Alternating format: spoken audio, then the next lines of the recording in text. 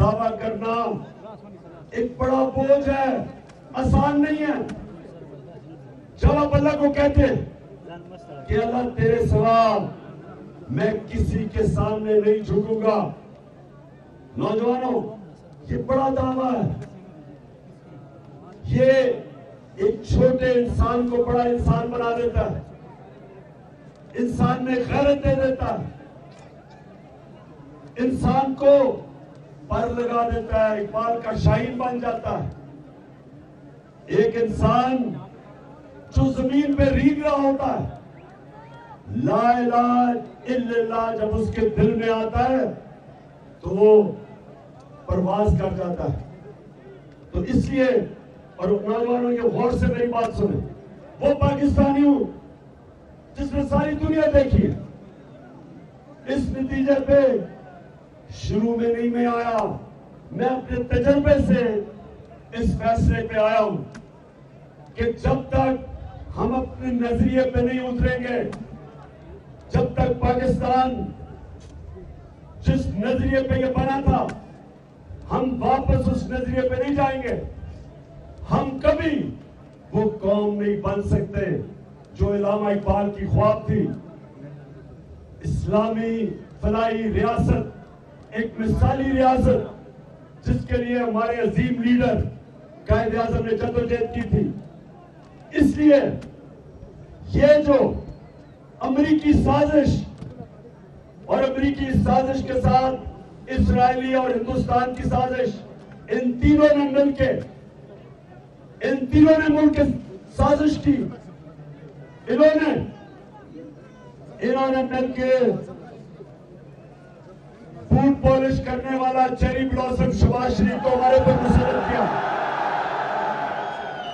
اس کو اس لیے نہیں لے کے آئے کہ اس میں کوئی قابلیت تھی، اس کو اس لیے لے کے آئے کہ جو حکم اس کے آقا کریں گے، جن کے یہ بوٹ پالش کرتا ہے، یہ سارے حکم مانے گا. اور پہلا آپ کے سامنے جو اس نے حکم لیا IMF سے، جس کے پیچھے امریکہ، پہلا حکم لیا کہ اس ملک میں وہ مہنگائی کی جو اس ملک کی تاریخ میں جس میں بھی انسانیت ہو وہ کبھی نہیں کر سکتا تھا. 60 روپے قیمت بڑھا دی پیٹرول کی، اور فضل الرحمان کی بھی 60% قیمت بڑھا دی.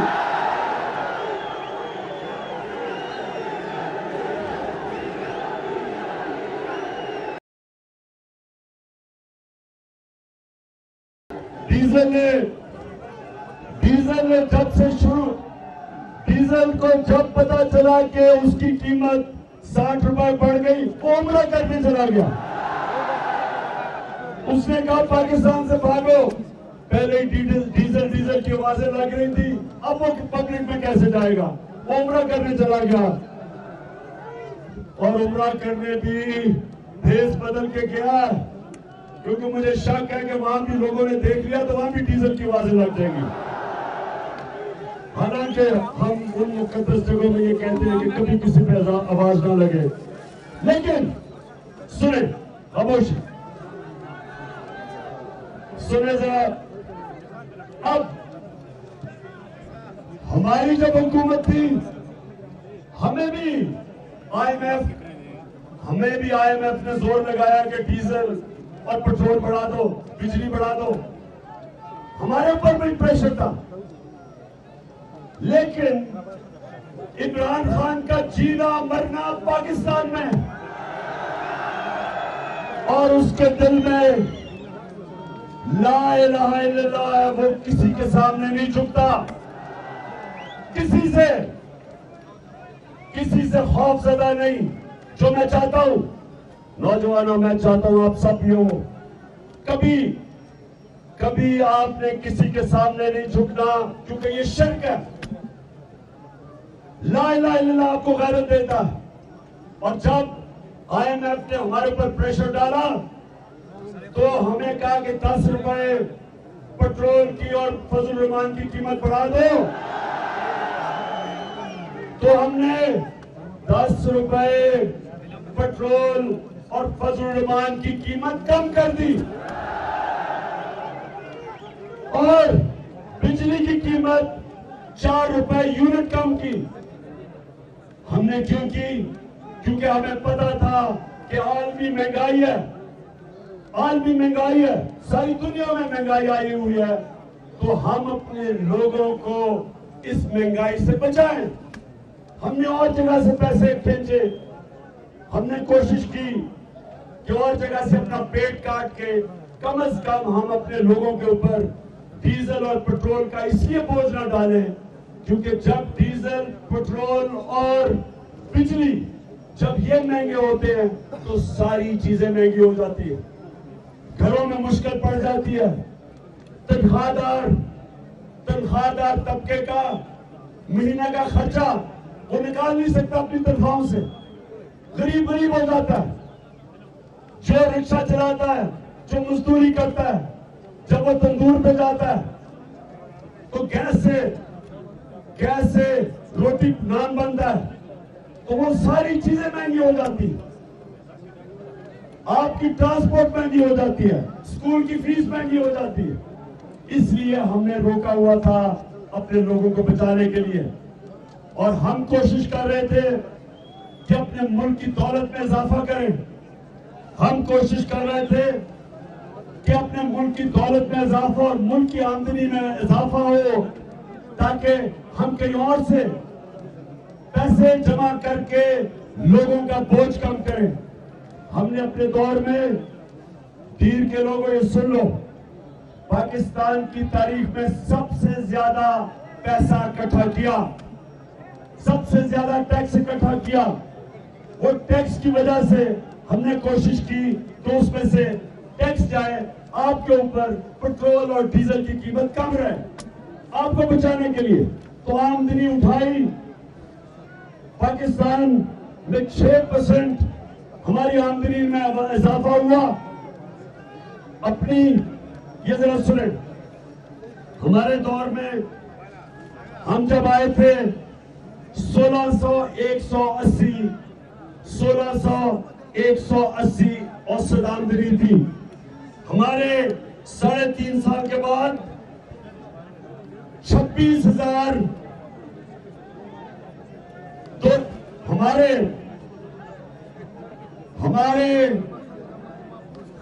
फिर से मैं बताता हूं, हम जब आए थे 16,180 औसत आमदनी थी, यानी अमीर गरीब के मिला के जो औसत आमदनी है वो 16,180 थी। हमारे 3.5 साल के बाद 26,300 औसत आमदनी हुई, 65% ऊपर गई,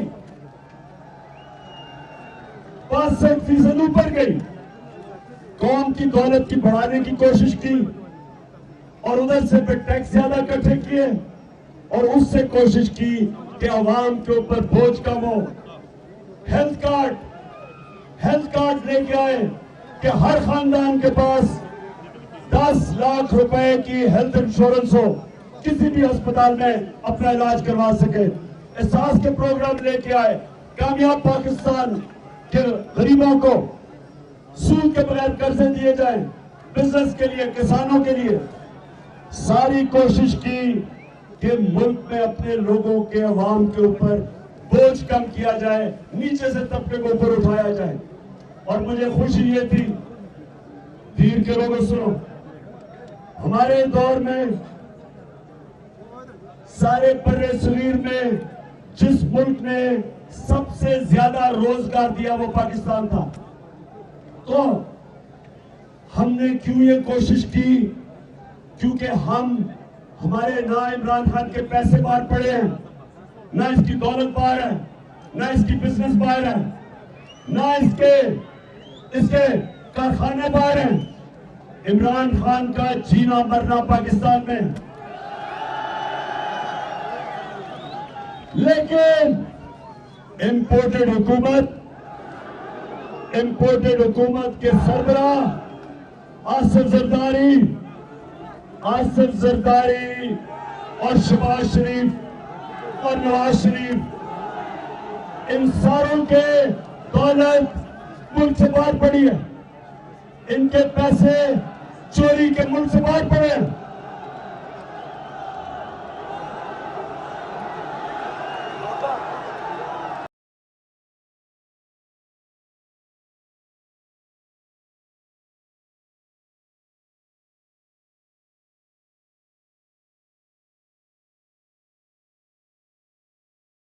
سو رات کو ایک اور تحفہ دیا اس امپورٹڈ حکومت نے. پہلے پٹرول اور ڈیزل 60 روپے لیٹر بڑھا دیا، اب رات کے اندھیرے میں 45% گیس کی قیمت بڑھا دی. 45% گیس کی قیمت بڑھا دی.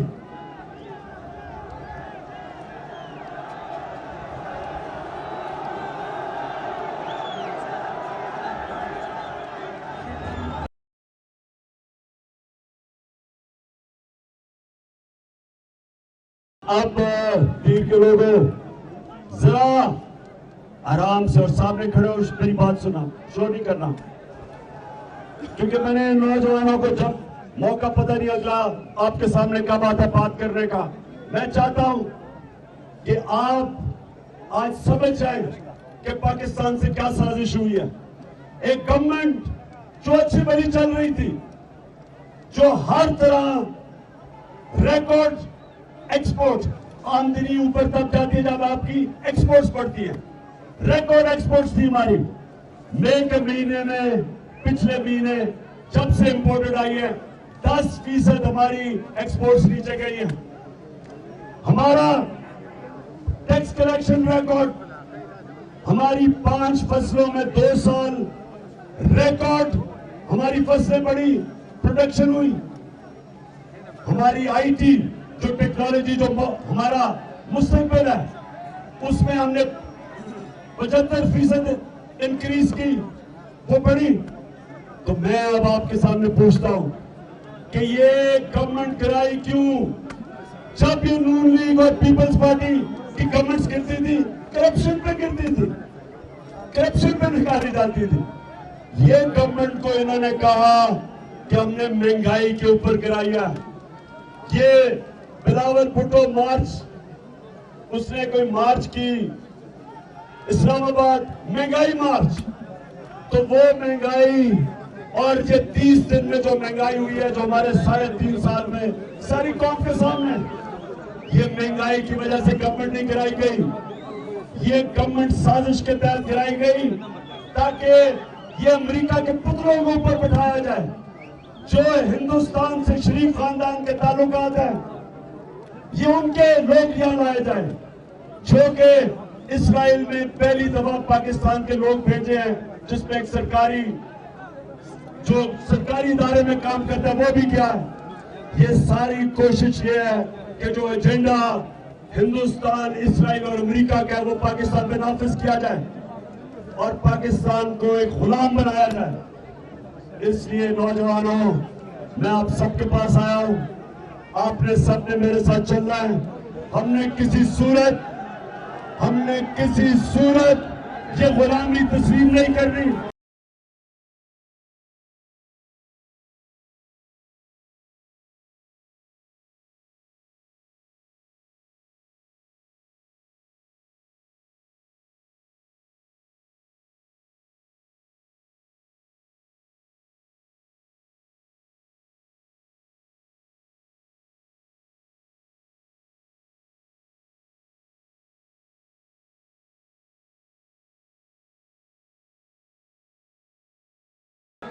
سنیں ذرا، خاموشی.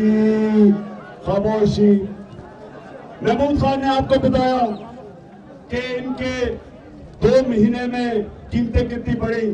میں ذرا صرف آپ کو اب گنا دوں کہ آٹے کی قیمت، سنتے جائے ذرا. آٹا 38% بڑھا، 38%. گوشت، بڑا گوشت 20% بڑھا. چاول 41% بڑھے. یہ صرف 30 دن میں.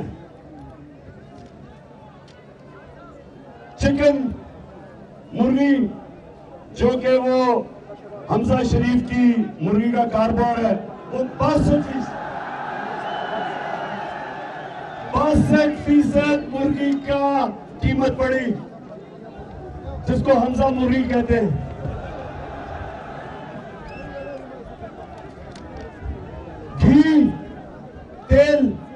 گھی 50% بڑھا،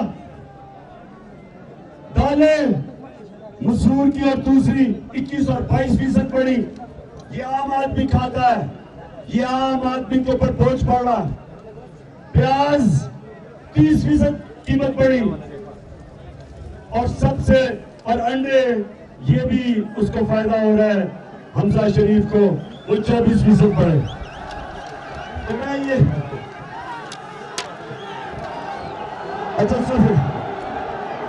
اچھا ابھی شہباز شریف آج آپ نے سنت سے سنی،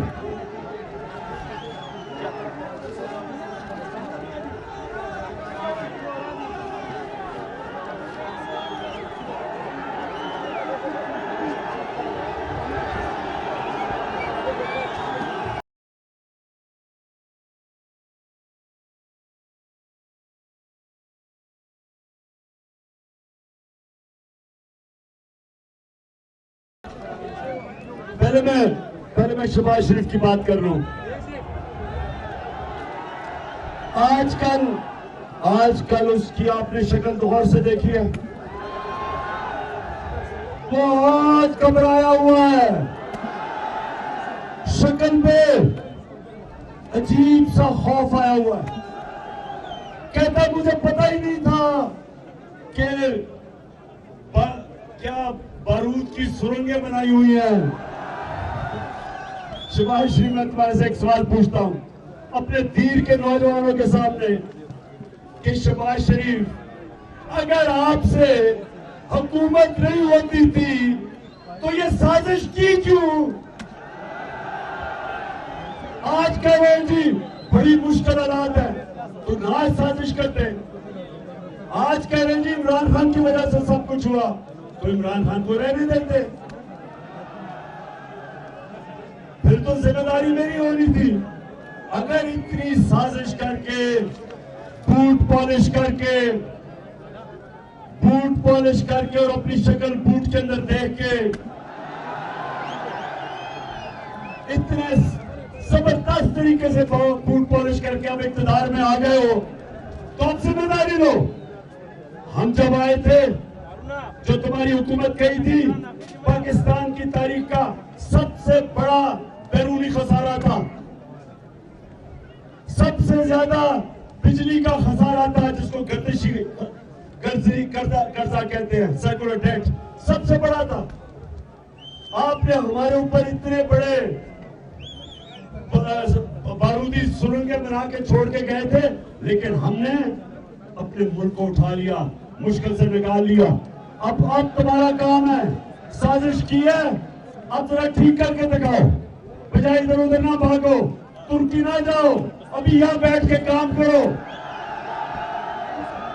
یہ بجائے کام کرنے کے کہتے جی شہباز شریف صبح 7 بجے کام پہ پہنچ جاتا ہے، تو 7 بجے اگر کام پہ پہنچ جاتا ہے تو یہ جو اس نے عوام کا معاشی قتل، جو مہنگائی کے سمندر میں عوام کو ڈبو دیا، کیا 7 بجے یہ کرنے آتا ہے آفس؟ بڑا ہم سنتے تھے، بڑا جی شہباز شریف زبردست کام کرتا ہے۔ شہباز شریف کا کام صرف اشتہاروں میں ہوتا تھا، ہر اشتہار کے اندر شہباز شریف کی شکلیں۔ اصل کام اب پتہ چلے گا کہ ہم نے ایک ملک جس کا دیوالیہ نکالا ہوا تھا تم نے، اس کو اٹھا کے ہم اوپر لے کے گئے۔ جب سے تم آئے ہو ملک تیزی سے نیچے جا رہا ہے۔ آج جو باہر کے ادارے ہیں جو ملک کی معیشت کے اوپر بات کرتے ہیں، بلومبرگ، موڈیز، جس نے پاکستان کی کریڈٹ ریٹنگ مائنس کر دی ہے، آج وہ ادارے کہہ رہے ہیں کہ پاکستان کی معیشت ایک نیچے جا رہی ہے تیزی سے. آج وہ باہر کے ادارے کہہ رہے ہیں مہنگائی کے علاوہ ہمارا روپیہ گر رہا ہے, 200 روپے پہ ڈالر پہنچ گیا. ہمارا جو فارن ایکسچینج ریزروز جس کی وجہ سے روپے کو رکھتے ہیں وہ نیچے گر گئے. آج جو ہماری معیشت ہے وہ ادھر جا رہی ہے کہ ملک کو خطرہ ہے. ہم نے جو نیشنل سیکیورٹی پالیسی بنائی تھی پہلی دفعہ پاکستان میں, اس نے کہا اس کے مطابق ساروں سے جب ہم نے بات کر کے بنائی تھی تو اس پالیسی کے مطابق صرف فوج ملک کو نہیں حفاظت کر سکتی جب تک آپ کی معیشت بھی مضبوط نہ ہو. یہ نیشنل سیکیورٹی کا ایشو ہے. جس طرح معیشت کمزور ہوگی ہماری سیکیورٹی کمزور ہوگی. جس طرح سوویت یونین کی مثال ہے کہ سوویت یونین دنیا کی سب سے طاقتور امریکہ کے ساتھ فوج تھی, لیکن جب اس کی معیشت گئی تو وہ ٹوٹ گیا. ہمارے سامنے لبنان, دبئی کی جگہ ایک وقت پہ ساری دنیا لبنان جاتی تھی دبئی کی جگہ. آج لبنان وہ ملک بینکرپٹ ہو گیا. 60% آبادی اس کی غربت کی لکیر سے نیچے چلی گئی. تو ملک, اگر ہم آج میری طرح کے لیڈر نہ بتائیں کہ ملک کدھر جا رہا ہے, ہم اپنے ملک سے زیادتی کریں گے. یہ اس طرح ہے کہ جس طرح باپ آپ اپنے بیٹے کو کہتا ہے کہ اگر تم یہ راستہ اختیار کرو گے تم اپنی تباہی کا راستہ لے رہے ہو. ہمارا بھی کام ہے یہ بتانا کہ جو یہ امپورٹڈ حکومت ایک سازش کے ذریعے اس ملک پہ مسلط کی گئی ہے, یہ ملک کو تباہی کی طرف لے کے جا رہی ہے. 2 مہینے کے اندر انہوں نے ملک کی ساری معیشت بھی نیچے اور عوام کو بھی کچل دیا. اور اس لیے سوال یہ ہوتا ہے, ہم سوال پوچھتے ہیں اپنے نیوٹرل سے کہ آپ کا کام صرف جب آپ کا کام ملک کی دفاع کرنا ہے, اور جب پتا چلا کہ یہ مراسلہ آیا, امریکنوں نے یہ ڈونلڈ لو نے ہمارے ایمبیسڈر کو خط لکھا, اور میٹنگ میں نہیں, خط نہیں لکھا, میٹنگ میں کہا کہ عمران خان کو نکالو نہیں تو ملک کو مشکلوں کا سامنا کرنا پڑے گا, اور اگر تم نے اس کو عدم اعتماد میں نکال دیا تو ہم تمہیں معاف کر دیں گے. یہ جب نیشنل سیکیورٹی کاؤنسل کے اندر رکھا گیا تو ساری ہماری قیادت تھی وہاں, فورن آفیسرز کی قیادت, پولیٹیکل قیادت, سب بیٹھے تھے. تو جب نیشنل سیکیورٹی کاؤنسل نے یہ کہہ دیا کہ مداخلت ہوئی ہے, بیرونی مداخلت ہوئی ہے, اور امریکہ کی مذمت کی گئی, ڈیمارچ کیا گیا, تو پھر کیا ہماری جن کا کام ہے ملک کی دفاع کرنا, کیا ان کا کام نہیں تھا کہ اس مداخلت کے خلاف پوری کوشش کرتے, روکتے, بجائے نیوٹرل رہنے کے؟ کیونکہ آج نقصان تو پاکستان کو ہو رہا ہے. آج ہمارا ملک مشکل میں ہے. یہ سازش کے تحت جو حکومت آئی ہے اس نے ہمارے ملک کا مستقبل اندھیرے میں کر دیا. اور اس لیے ایک ہی راستہ اس سے نکلنے کا, اور وہ ہے صاف اور شفاف الیکشن. کوئی دوسرا راستہ نہیں ہے. ویر آپ تیار ہو, الیکشن کے لیے تیار ہو. سارا پاکستان الیکشن کے لیے تیار ہے. سارا پاکستان چاہتا ہے کہ یہ جو باہر سے امپورٹڈ حکومت جو ہمارے اوپر مسلط کیا, اس سے صرف ایک طریقے سے پاکستان کو نجات حاصل مل سکتی ہے کہ پاکستان کے لوگوں کو فیصلہ کرنے دو کہ وہ کس قسم کی گورنمنٹ چاہتے ہیں.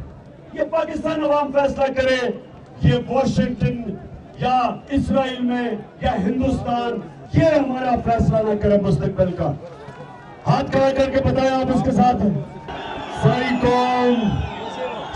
قوم کی یہ آواز ہے. سارا ملک یہ چاہتا ہے کہ اس ملک میں عوام کی رائے سے حکومت بنائی جائے، کوئی بھی باہر سے ہمارے اوپر حکومت مسلط نہ کی جائے۔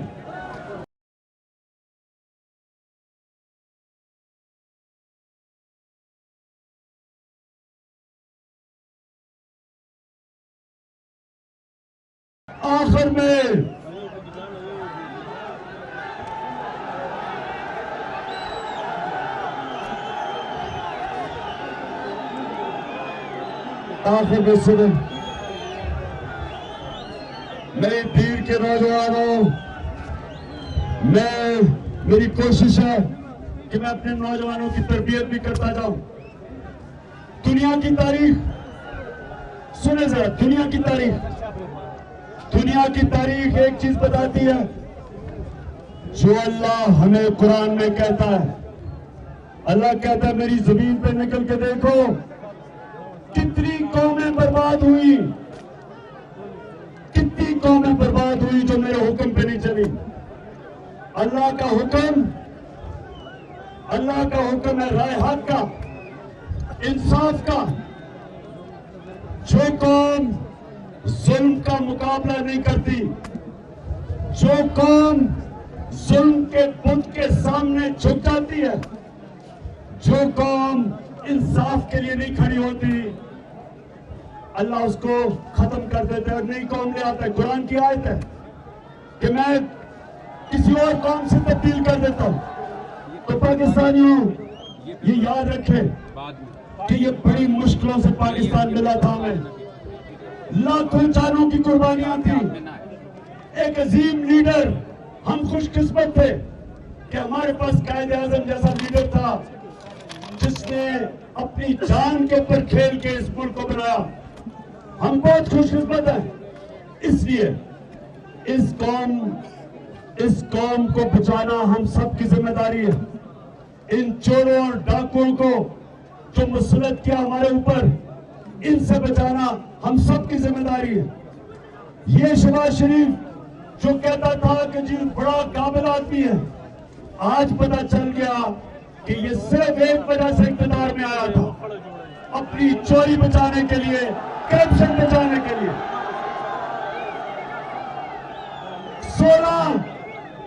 16 ارب روپے کے نیب میں کیس تھے ایف آئی اے میں، اور 8 ارب روپے اس کے اور اس کے بچوں کے نیب میں کیس تھے۔ 24 ارب روپے کے کرپشن کے کیس تھے۔ کیس پورے ہو چکے تھے، اس کو سزا ملنی تھی۔ اس کو جب یہ پرائم منسٹر کا حلف لیا، اس دن اس کو اور اس کے بیٹے کو جو پنجاب کا چیف منسٹر ہے، دونوں کو ایف آئی اے کے کیس میں سزا ہونی تھی۔ انہوں نے ان کی پوری کوشش اقتدار میں آنے کی وجہ یہ تھی کہ اپنے کرپشن کے کیسز سے یہ بچے۔ اب ایف آئی اے کے اوپر بیٹھ گئے اور ایف آئی اے کے اوپر انہوں نے تبدیلیاں کی ہیں، اپنے آفیسر لے کے آئے ہیں۔ شکر ہے کہ سپریم کورٹ نے یہ کیس اٹھایا ہے اور یہ آج سارا پاکستان دیکھ رہا ہے کہ کیا اس ملک میں صرف چھوٹا چور جیل میں جائے گا، کیا بڑا ڈاکو اس ملک میں ہمارا انصاف کا نظام پکڑ سکتا ہے یا نہیں پکڑ سکتا؟ ابھی تک ہمارا انصاف کا نظام صرف چھوٹے چوروں کو پکڑتا ہے، بڑے ڈاکو نہیں پکڑے جاتے۔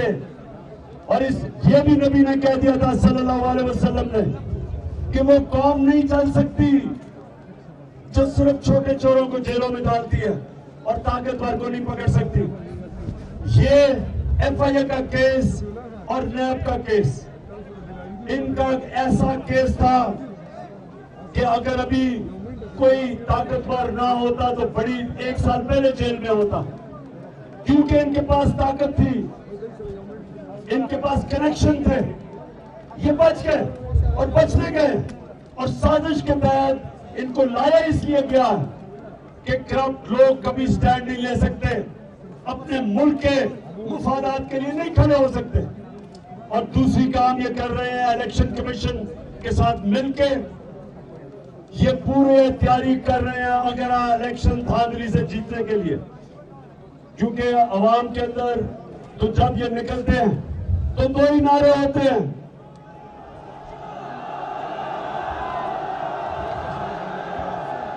چور اور دوسرا نعرہ چور اور غدار، دو نعرے۔ تو اس لیے الیکشن کمیشن کو ساتھ ملا کے یہ دھاندلی کی تیاری کر رہے ہیں۔ اور تیسری چیز، یہ پورا ظلم، انہوں نے کبھی بھی ہم نے ایسا ظلم نہیں دیکھا جو ہم نے 25 اور 26 کی رات کے بیچ میں جو انہوں نے ہمارے ملک میں پولیس کو جس بے دردی سے استعمال کیا، وہاں عورتیں تھے، بچے تھے، جس طرح ٹیئر گیسنگ کی، لوگوں کے گھروں میں رات کو پولیس سے جا کے جس طرح عورتیں اور بچوں، جن عورتیں بچے تھے ان کی بھی فکر، چادر اور چار دیواری کی، جس طرح انہوں نے جس طرح ظلم کیا، سارے پاکستان نے دیکھا۔ اب یہ کہہ کیا رہے ہیں، پاکستان میں دہشت پھیلا رہے ہیں، دہشت پھیلا کے لوگوں کو ڈرا رہے ہیں، خوف زدہ کر رہے ہیں کہ لوگ ان کے سامنے نکلے نہ۔ تو میرے پاکستانیوں، میں وہ ہمیشہ کل بھی بتائی، آج بھی کہتا ہوں کہ کوفہ کے لوگ جب حضرت امام حسین نکلے تو کوفہ کے لوگوں کو پتا تھا کہ حضرت امام حسین رائے حق پہ ہیں، سچے آدمی ہیں، سب کو پتا تھا، لیکن یزید سے ڈر کے انہوں نے ان کی مدد نہیں کی۔ یزید کے خوف سے، یزید کے ظلم سے ڈر کے انہوں نے حضرت امام حسین کی مدد نہیں کی۔ ہمیشہ کوفہ کے لوگ پچھتائے، اس کے بعد لوگوں کو، دنیا نے ان کو برا بھلا کہا، انہوں نے اپنے آپ کو برا بھلا کہا کہ ہم نے کیوں نہیں حضرت امام حسین کی مدد کی۔ ہر دور میں تیر کے لوگوں، ہر دور میں یزید ہوتے ہیں، یہ ہے اس دور کے یزید۔ اور آپ کو سب کو میں آج کہہ رہا ہوں کہ ساری قوم نے، اگر آپ حق اور سچ کے ساتھ نہ نکلے اور ان یزیدوں سے ڈر کے، ان کی دہشت سے ڈر کے، خوف کے بت کے سامنے جھک گئے، تو تاریخ ہمیں معاف نہیں کرے گی، جس طرح تاریخ نے کوفہ کے لوگوں کو کبھی معاف نہیں کیا۔ آپ کے آنے والے نسلیں آپ کو معاف نہیں کریں گی۔ میں اپنے سارے پاکستان کو کہہ رہا ہوں کہ یہ وقت ہے ان کے سامنے کھڑا ہونے کا، ان ڈاکوؤں کے، چوروں کے اور امریکوں کے نوکروں کے، ان کے خلاف کھڑا ہونے کا یہ وقت ہے۔ اور انشاءاللہ میں نے یہ فیصلہ کیا ہے کہ یہ میرے ملک کے لیے جہاد ہے، ہر آخر تک جاؤں گا ان کا مقابلہ کرنے کے لیے۔